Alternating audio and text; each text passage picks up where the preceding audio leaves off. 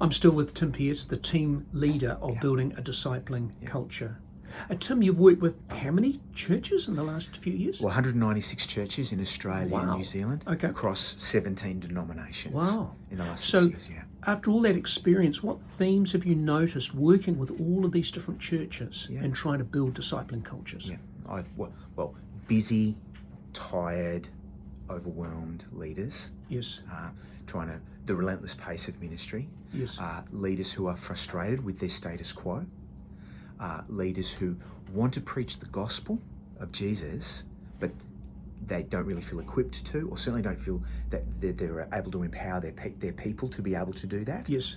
And frustrated by the lack of progress or lack of local impact. Okay. A lot of activity for not much discernible impact, and that's a source of soul searching and quite a lot of frustration for people. Absolutely. Do churches get desperate? Yes, absolutely. I mean, the national average in Australia is one person if there's a church of 100, one person will become Christian in a calendar year, which is not enough. That's not enough for survival. No. The church in Australia, 70 years of decline, and 5%. It's shrinking by 5% per year.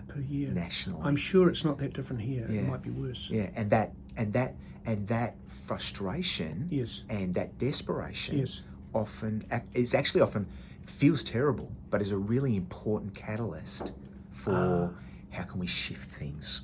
And that's in a lot of ways where we come in to do Building that a journey. discipling culture? Building a BDC? discipling culture. Okay, great. And you can help churches that are frustrated and desperate? Absolutely, because that's our story. And 196 churches, there were some, none of them were living in blissful ignorance. Their starting point was frustration. Their starting point was desperation. In fact, desperation's even better than frustration. It feels worse. Sure. But it's even better. Yeah. And so for us, being able to come alongside and look at, and then particularly because 196 churches, that in 17 denominations, in so many different contexts, it's not just my church, it's a whole lot of other churches that have learnt on this journey. Well, I'm full of admiration, but also I'm longing to see our own parishes go on that journey and see that turn around and get better at making disciples. Who make disciples, right? Make disciples. God bless.